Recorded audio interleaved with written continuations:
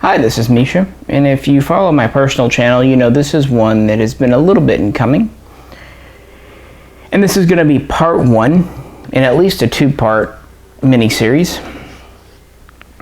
We are revisiting the Brownells BRN-10A, their version of the AR-10 Sudanese contract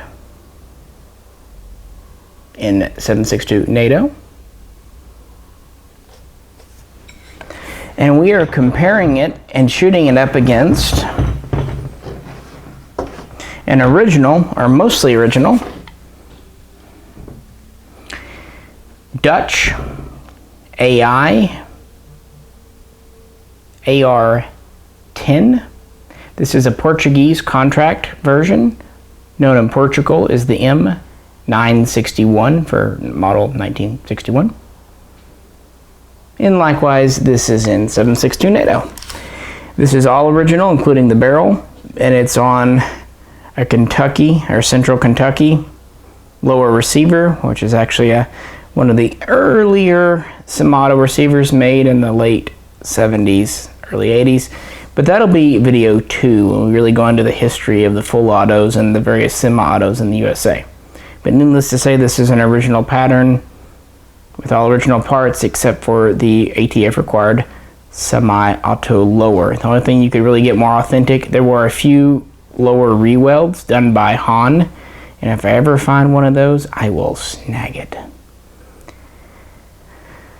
So, there's a lot of video, well, not a lot, but there are videos out there talking about the Brownells AR-10 and how close or not it is to an original. Well, we're going to compare today, including shooting, so let's put a few mags through each and then we'll get into comparing and contrasting features. BR-10 with NATO ammo.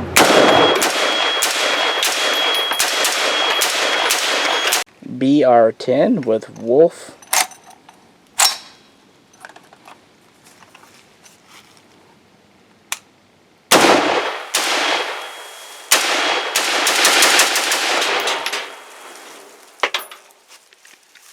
Armalite AR-10 first shots.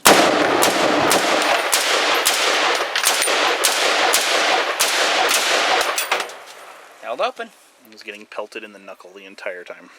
No matter where I moved. You said knuckle, Knuckle. Right? Yes, I said knuckle. Okay, just making sure. And nipple. Yeah, you saw a few mags there. I will just, no suspense, neither gun had any failures today. We had no problems to speak of. The buttstock came loose on the original. There's a little bit of a problem in there. I need to fix it. They're all well-used parts, but it's a minor thing. And the Brownells, no real issues at all. All right, where to begin, guys? Well, first off, this is based on or inspired by either you could say a Sudanese, which is kind of an early Dutch pattern, or a transitional, which is a Cuban pattern. Take your pick. It's kind of more Cuban because the Cubans, I don't believe, had bayonet lugs, and this one doesn't, whereas the Sudanese were really the first production guns. Some prototypes had them to have bayonet lugs. So we can call this a Cuban. Hey, it's a copy of Fidel Castro's gun. He actually did fire these, and Fidel really liked them. Whereas our AR-10 here is relatively mid-production Portuguese. At least they're called Portuguese. The real name seems to be the NATO version, which is kind of the standard upgraded version. This has a few features that the earlier guns wouldn't have, and that the Brownells does not. It has the closed 3-slot flash hider, and it has internal threads for a blank fire device. We have a bayonet lug on the top instead of on the bottom. For a while there was kind of a trend to put lugs on top. We have an adjustable gas system. I believe it has 3 positions plus off. I've read some places say 2 plus off, but I think this one's 3 plus off. Could be wrong though, guys.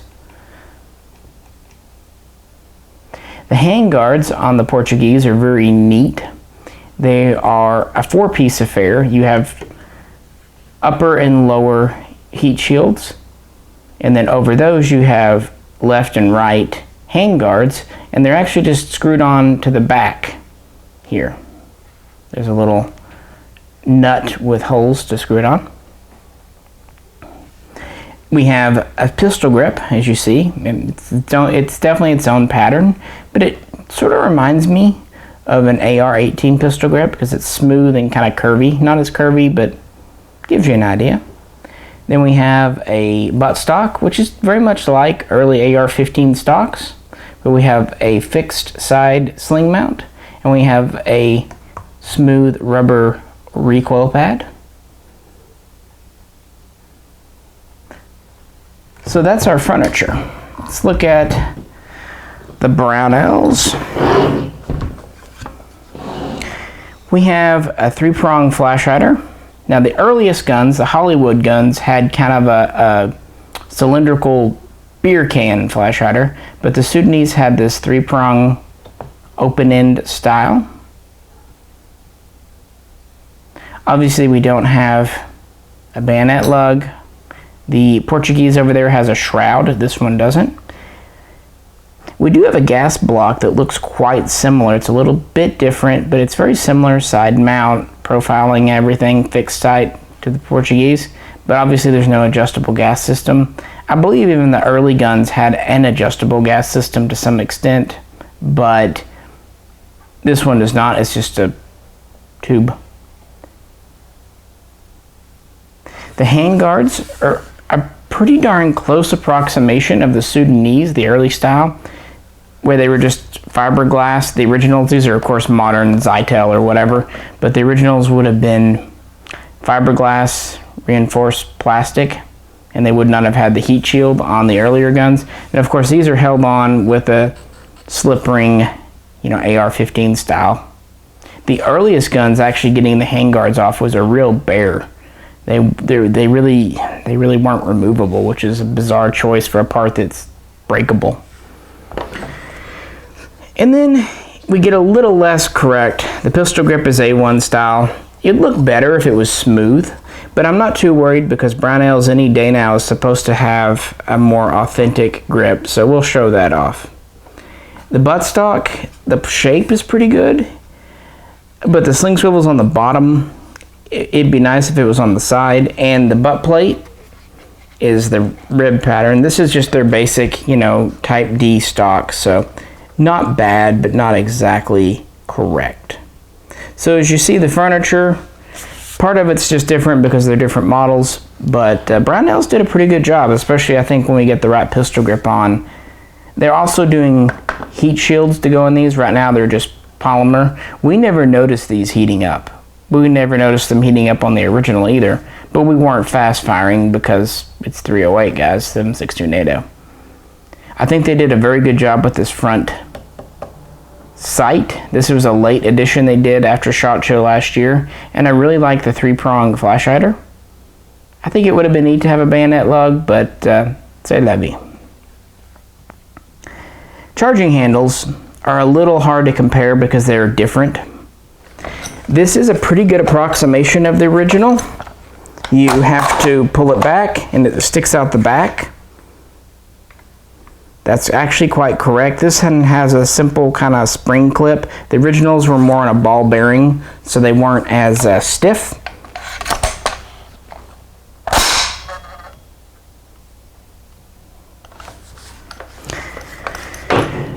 The one on the Portuguese here is pretty neat. Again, this is the late style. To do this, you press down and then you pull back. It's much easier, and it's a telescoping. You notice nothing comes out the back. And then you can slide it forward.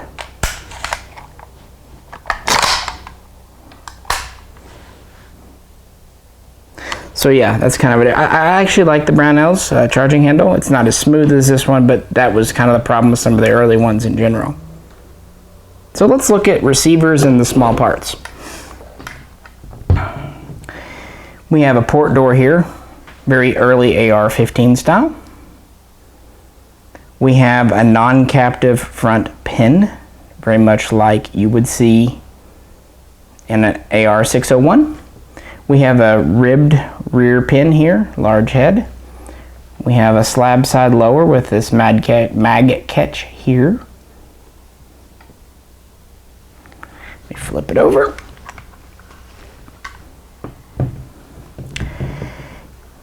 The takedown pins are dimpled, which is neat. Again, much like an early AR-15. The safety is here. Safe, fire. You see the style? It also has a dimple. Of course, on the military guns, there wouldn't be this stop here. It would go all the way forward. The bolt catch you see here has this on the top, this on the bottom.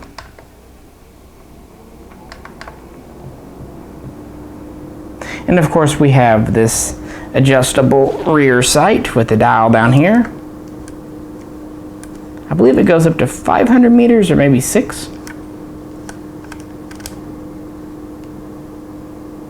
And as I said, our front sight is fixed. So, how did Brownells do?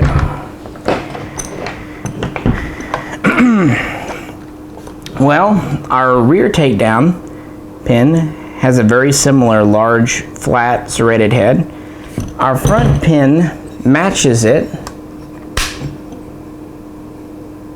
Now it's captive, although it doesn't look captive. There's not a ridge here, so they kind of internalize that.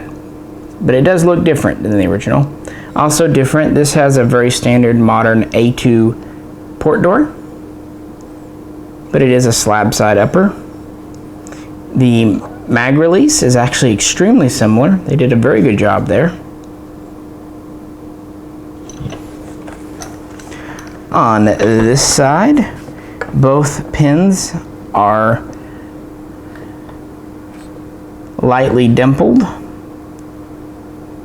And I actually really like how they did the safety. It's quite close.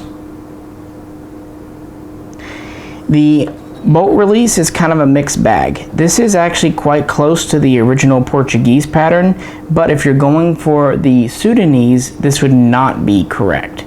The Sudanese and even the transitional would not have this bottom component. It would just be the top. So this is an okay bolt latch, bolt release, but it's for a later pattern gun.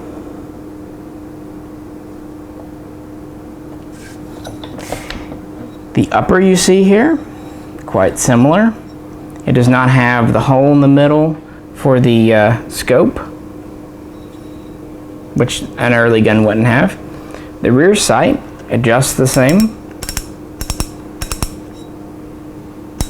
Some have critiqued this rear sight. I think they did a darn good job of replicating it. Is it exact? No, but it works very similar. Now the magazines, as we know, the BRN-10 feeds from standard SR25 metal mags, but it won't work with the Magpul ones. The magwell is quite similar to the original profile here. Very similar, in fact. They did an excellent job. The original feeds from these waffle mags. Unfortunately, the original waffle mags won't work, at least not without modification, in the modern BRN-10. That's not a huge problem though, because original mags are expensive and hard to find. And Brownells, along with the pistol grip, will be releasing some replica waffle mags. They already have them supplied by Nodak for their 223 guns, the 601s, so they'll be doing a 308 version very shortly. Well, that's enough of me talking. Why don't we go back to the range for a bit, and then we'll return and look at the guts of these things. BR-10 with NATO ammo again.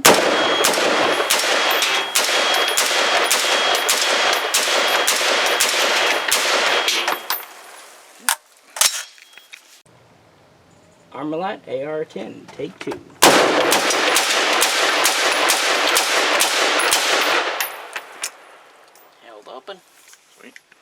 BR-10 with a Gila. Softer shooting than the NATO.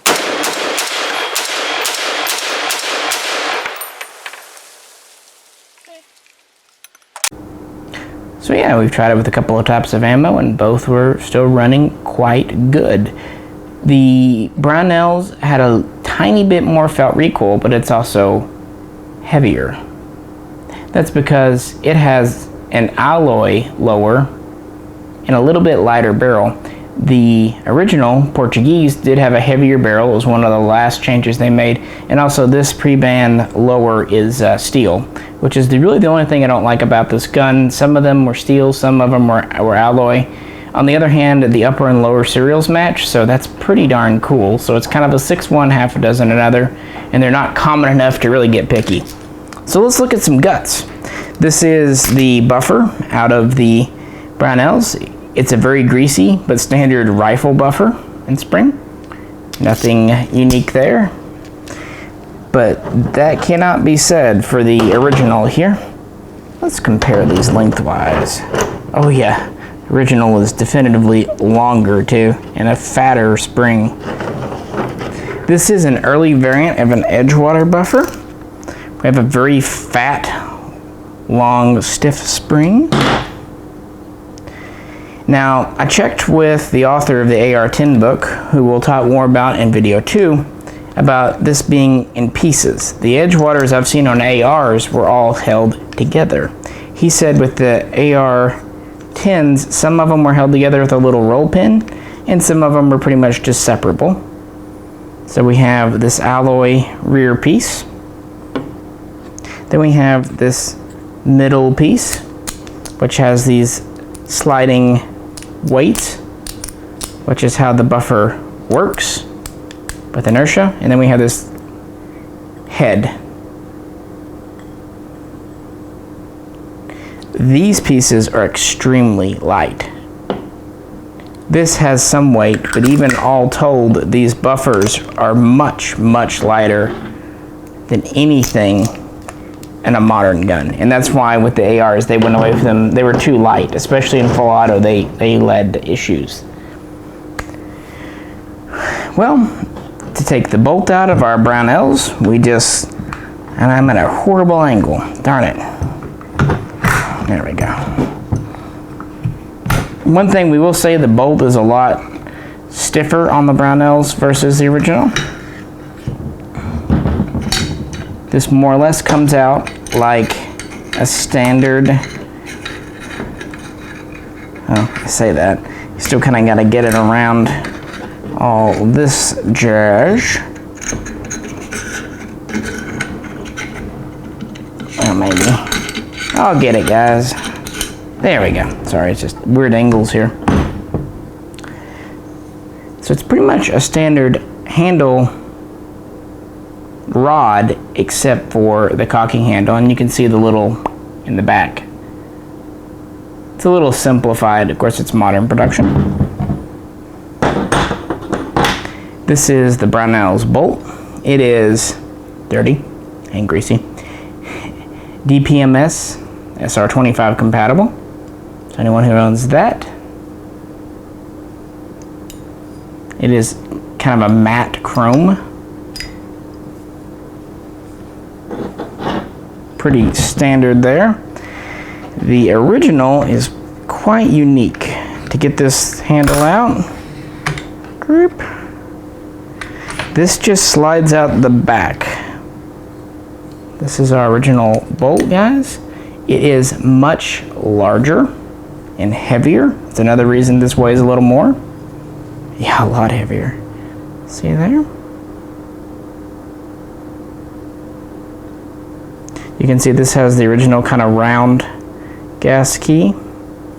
The bolt lugs are a little bigger.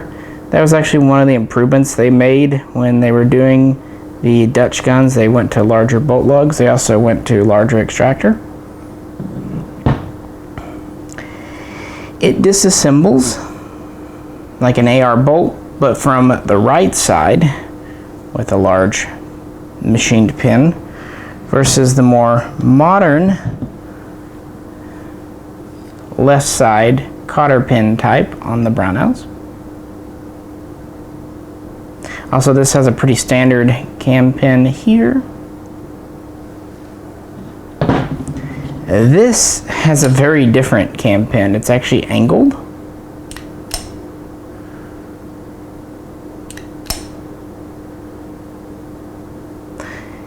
Firing pins actually look pretty similar. Not enough of them. I'm going to take them apart right now, guys. One thing I will point out, this is something that Chris talked about with the prototypes and that Brownells listened to. You see there are 3 gas relief holes. This is to ensure the system is running properly. See, vent hole. Originally Brownells wasn't going to do that. They were going to do just 1, but they listened and they did 3.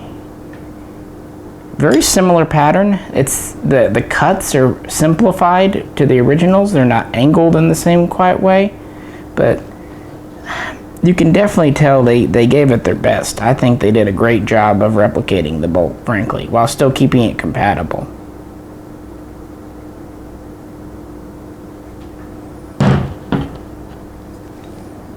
I'm gonna set these over to the side, guys. The charging handle is a telescoping design. It is very interesting how this works. It's also very difficult to get back in. Getting it out is easy. Actually, easier than the other one when I say that. A lot of this stuff is a lot easier. I see my other piece. It's a 2-piece design. So this is our dust cover, the rear section. Very lightweight alloy. Here is our handle. That's all it is, guys. That is our handle. You press it down to use as a forward assist. When it's in the forward position, it extends like that, and when you retract it, it compresses like that. That's how it's able to telescope. And that is it. Pretty neat, I think. One last thing to look at inside. The Brownells uses a standard AR-15 style trigger group. If I can get it here without releasing it on my finger. Burp. You know the deal. You know how these look.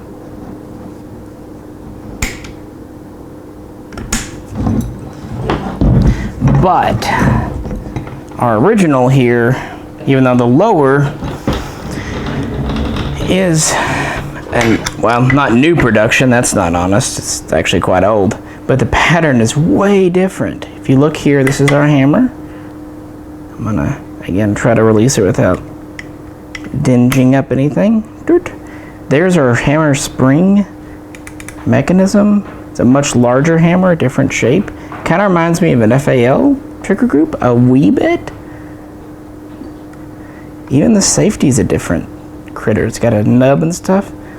So very, very different trigger group system. Now this does have a nice trigger, I have to say. But the Brownells is not shabby at all. So that's why Brownells didn't try to replicate the AR-10 trigger pack, because they would have had to have done a lot, guys. All right, we'll move on. BR-10 with Wolf again.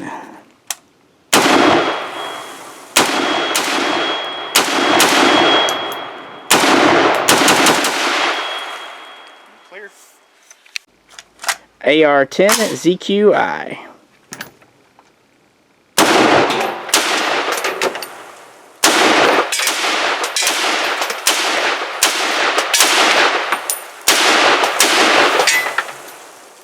Did you feel like you were in Angola? For sure. BRN-10, last Thank mag you. of the day. You're good. Ready? Yep.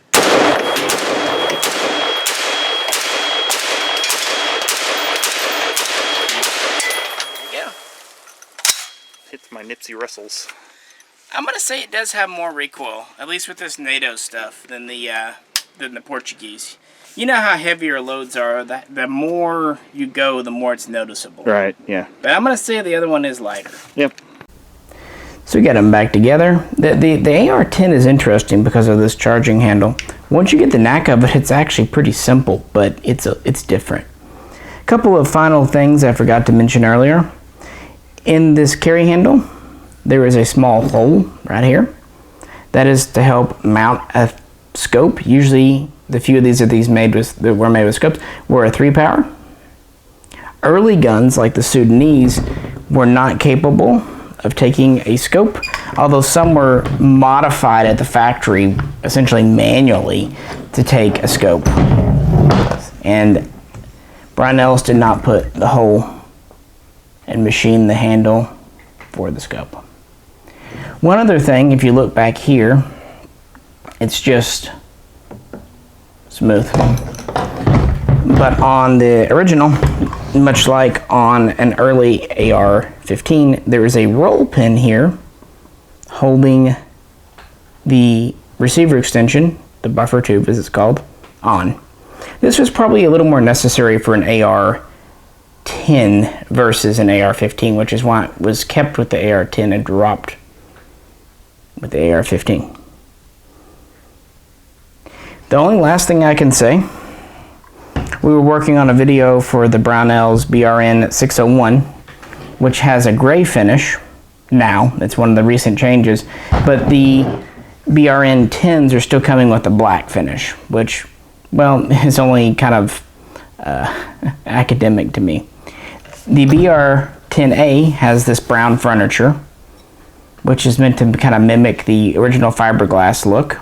It has kind of a medium lightweight fluted barrel and the 3-prong flash hider. The BRN-10B is ostensibly to represent a Portuguese gun, but the Portuguese gun still had a dark brown furniture. For some reason, the BR-10B is black furniture. Now, they did put a closed 3-slot flash hider on the BR-10B, but they did not make it a full sleeve with the grenade hump or the bayonet lug or the adjustable gas. I understand why they might not have wanted to go with the adjustable gas, but maybe they should have considered at least making kind of a fake here or something, and I really don't know why they didn't do a bayonet lug. While they were going to the trouble of making a new flash hider, they could have made a sleeve that just slipped back on the barrel. So I think there's a missed opportunity. Also, the Portuguese gun, the NATO model, the 961, actually had the heaviest barrel that Artillerie Inrichtingen AI made. And it's not fluted, it's really quite chunky under the handguard. But for some reason with the Brownells, the BR-10A has the medium lightweight barrel fluted, and the BR-10B has a lightweight unfluted barrel. So they kind of got the barrels goofed a bit. Early guns were fluted with Armalite, but they were the lightweight. They went to the heavier unfluted later, so they kind of mixed that up. Not sure why. So long story short, I do think the BRN-10A is a little more authentic to either a Cuban transitional or even late Sudanese model, because the Portuguese just has some very distinctive features, like this collapsing cocking handle that doesn't come out the back, the adjustable gas, and all that, as I already pointed out. So, final thoughts. This is our third range outing with the BR-10A. Jay said he was really enjoyed shooting it. He actually enjoyed it more than the original. That makes sense. This one's on the steel lower, so it does weigh more. I threw this on the scale with a mag and a sling. It weighed about 10.5 pounds. I threw the BRN-10A on the scale with a mag and a sling, and it weighed about 9.5 pounds. So it is about a pound lighter, but most of that is because of the steel receiver. Also, though, the heavier barrel on this and the heavier bolt and spring. So it's a trade-off, like many things in life. I love the history and authenticity of this gun, but I really think that Brownells has done a great job, and there's just a few more things they could continue to do, and they seem willing to continue to do it. Most importantly, of course, this original ran very well. The originals were known for being very reliable. And the Brownells ran equally well. It ran well with Wolf, it ran well with Aguila, and it ran well with the kind of mystery NATO military ammo that I found. So no running issues whatsoever. We weren't at the place today where we could really test for long range accuracy. We'll have to do that next time. We were just mostly testing for function and how they shot. And they really did feel about the same, except for a little bit more recoil on this one for being about a pound lighter. I think they've really nailed the receivers. In fact, if they made an alloy one that was compatible with the original uppers, I could see me switching it out, especially if they let me transfer my serial over to it. But anyway, that's where we're at in early 2019 with the Brownells AR-10. All still going well. Still looking forward to the pistol grip and the waffle mags. And now we've got this original to share with you. And that will be part 2. We're going to get into the history of the Hollywood guns, the AI guns, and the semi-autos offered in the US of A. So stay tuned for that very soon. And if you haven't, check out our older videos on the Brownells guns. And I don't know when exactly it'll be published, but also look for the video on the Brownells 601. Well, we'd love to hear your own stories. If you own an original semi-auto converted AR-10 or one of the Brownells, questions, comments, we always welcome them. If you could, like, share, subscribe. And if you really would like to help us get out and run some more rounds through guns like these, 308's not cheap, please check out the link to our Patreon page. This is Misha, and we will catch you very soon next time.